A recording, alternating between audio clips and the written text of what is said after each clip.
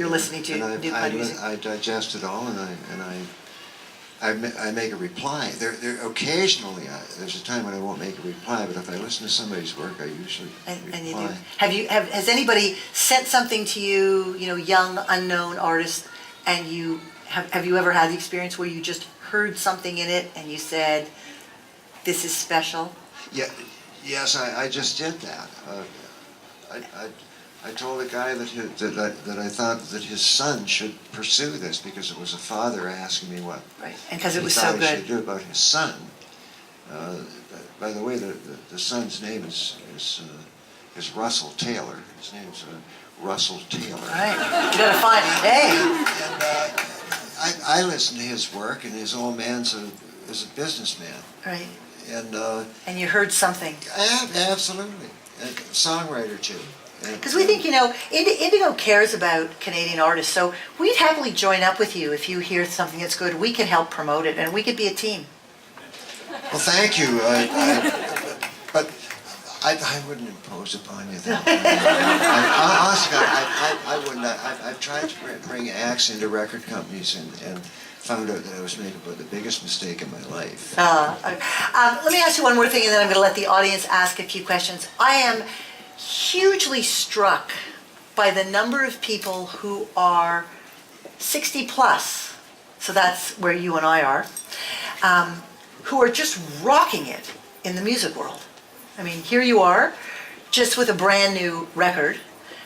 Bruce Springsteen is as hot as it gets. He's 63. Leonard Cohen has just finished a 2-year tour, just unbelievable. Tony Bennett, right? Tony Bennett has come and sung. And of course, Robbie Robertson, I'm thinking of Canadians. Robbie Robertson just released what may be one of his most beautiful recordings ever, and about which he said he believes it's his most refined work ever. So I'm interested in this thing that, those of us who are on the other side of teenagehood, and in particular, I'm talking about you and your cohorts, how do you feel about that? How do you feel about the longevity of some of your careers, and are you going to keep making music for us for another few decades? Well, the choice is easy. Either you can move forward, or you can be a couch potato. Right. Or you can move forward, or you can be a couch potato. And moving forward. But then we got something to do. So there's always a goal. Right. And there's always another bunch of shows coming up. Is there something you'd like to achieve musically or performance-wise that you haven't yet done, that you would say, if I really let myself dream, I'd like to do this thing? Anything? Anything you haven't done that kind of in your heart? I'm happy with my place on this totem pole that I talk about. That's a pretty good place. It's like we're on a totem pole. Right. It's a totem pole. You have your spot on that totem pole. And you're in a pretty beautiful place. Let me ask the audience. Yes. Mr. Lightfoot, I really enjoy your recording of Bob Dylan's "Ring the Bells," and that was produced by Daniel Lanois. Ah, the best. The Mercy album. And I was wondering, have you ever considered working with Mr. Lanois on a project? And how great is he? I know him, and he played on a couple of my tunes on Painter Passing Through album. I got him to play guitar on a couple of those tracks. So he has worked with me. The record company has asked me to work with him. I know him very well, and but he's very, very busy, and he has you two to think about. And, plus he has his own albums to think about too, and he's made quite a few very fine albums, so he's pretty busy. Could have got him, but I figured I'd give him a break and leave him alone. All right. Hold the mic up. Sorry, I don't really have a question. I just wanted to say that I find you to be a very gracious and lovely person and a real inspiration to us. Okay. Thank you so much. Oh, beautiful. You want to pass the mic? You want to grab it? Sure, and then we'll pass it to the back. Does that mean I'm done? No, not yet. Not yet. Sir, Do you have enough energy for a little more? Yeah. Yeah, okay. Hi, sir. Could I ask you about your life, your personal life, your wives, your children? I didn't know you had 6 children. Which is very good. It's very good. Children are good. I have 6 children, and 4 mothers. No, not right now. Don't be surprised. All right, another couple of questions back here. I enjoy listening to your records. I'd like to know, out of the artists that you mentioned, Willie Nelson, Chris Christopherson, and the several others, have any of them influenced you in any of your writing? Most absolutely. Most absolutely. Listening is how you learn to do things. You don't steal when you listen. You learn how to employ your work ethic. It's sitting down and getting it done that is really.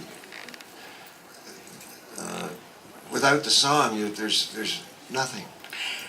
You know, the craft of writing and music making. I think for those of us on the outside, we think it's some magical thing that just happens. But it's interesting to hear you say that, because again, I have heard many fine artists talk about the figuring it out, how to do it, the craft, the hard work of making it happen, which is what you're saying here. Yeah, there's some just hard work. Yeah, it helps if you can write your own lead sheets. You know, you don't have to know much. All you really have to know is how to write the music and how to write the chord symbols and the lyrics. Not much. Just write the music, write the chord symbols, or write the lyrics, and you got it. You got it all there. Get down and start noodling. Questions back? Thank you, Gord, for all that you've done. You used to be legendary for having jam sessions after performers passed through in your old home down in Rosedale. Care to share any stories around that? Well, we had some wonderful parties up there. There was always a get-together after Massey Hall shows, and other times too, because my house was very centrally located, and I was in charge of my own house at that time. I was able to do this, but it was not like a constant thing, but there were certain times when there would be an event taking place where we might accommodate some people to come to the house and party there. Like the Rolling Thunder Review, they came for a couple of days. Another time it was after a Mariposa Folk Festival. We had a party at my house I lived in before that, here in town, and it was always great events, but when I moved out into Bayview, I got outvoted. I couldn't have any more parties anymore. We heard you got talked out of the house. Never get talked out of the house. Other questions here? And if there's some in the back, can we in the back to the people? I apologize that there aren't more chairs, but you're fully part of this. Can we get the mic to the back, please? Yes, just a quick question.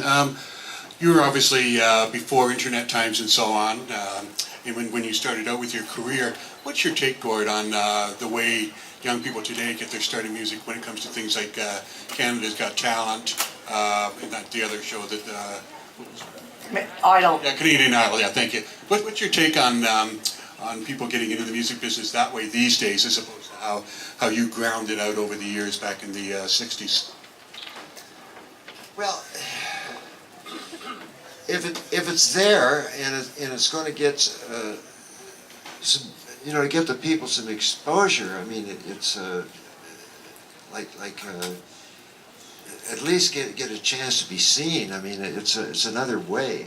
I mean, it's another vehicle, and the people who produce it are really sincere about it, and they have great fun doing it, and working with these young people, and all ages, but basically it tends to be a very, very young crowd, people just coming up. It's a good thing to do. Actually, some people might find success by being involved in these productions, and not all of them, but some will. Some have, in Canadian Idol, American Idol. Many of the artists have gotten into positions to make records. We'll come back here, but is there some people in the standing room area that have a few questions? Hi, Gordon. Kind of a second generation family fan. My mom, really, I'm grateful to her for getting me into your music. You're one of my favorite performers. My question is about, I read an article on the weekend about my favorite song, If You Could Read My Mind, and how your daughter influenced that. And I'm just wondering if anybody else influenced your lyrics so that you changed them due to the fact that you might upset somebody. And if not, if there was some lyrics in some of your songs that you might share with us that might have upset people in your life. That was one where you changed it. Well, I have an answer for that. It's a little bit involved, but I know what you mean about the, if you could read my mind. My daughter said it's not the feelings that, you should not say it's the feelings that you lack, it should be the feelings that we lack. Meaning that I'm blaming the wife and for the marriage coming apart, and that's not the case at all, because it's supposed to be sort of 50-50, isn't it?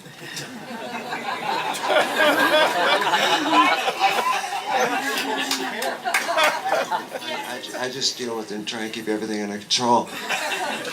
But with the wreck of the Edmund Fitzgerald, the ladies' committee of Madison, Wisconsin, who we stay in touch with and still do all through these years about people using the material, we always clear it through the ladies' committee up in Madison.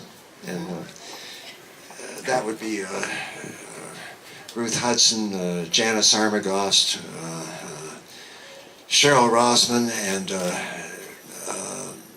Dolores McSorley. Who were part of that story? Well, one was the mother of the 21-year-old deckhand, and the other one was Janice Armagost was the wife of the first mate, and Dolores McSorley was the daughter of the captain, McSorley.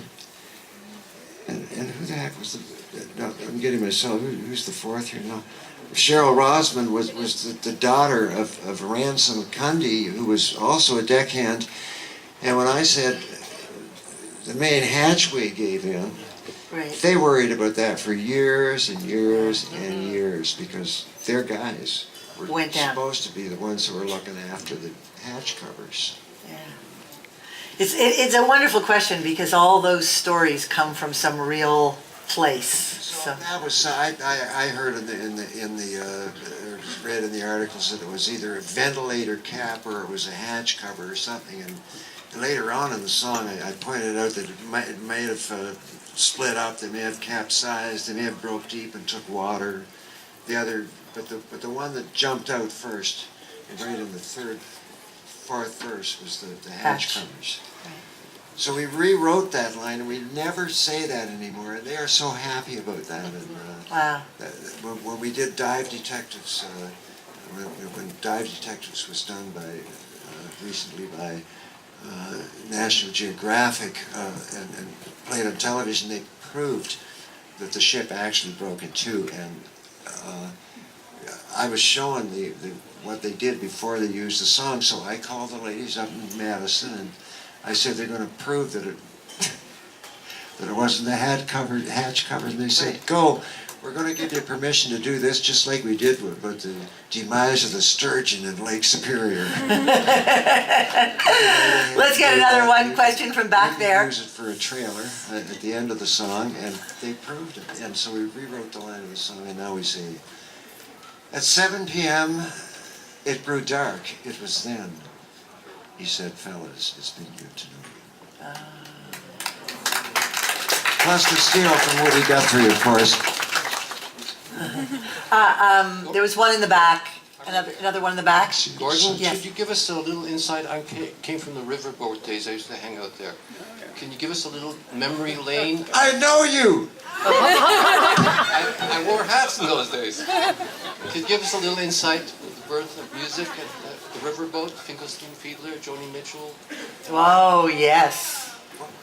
The riverboat and the birth of music and the riverboat scene. Did you hang there?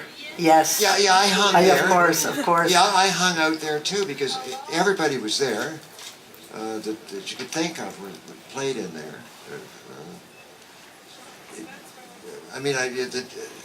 Ask Bernie Fiedler, the guy that ran the place. He's got a whole book full of pages full of people who played in there. Right. You're looking for a little anecdote of interest? Yes. A little prurient. Prurient interest. Oh,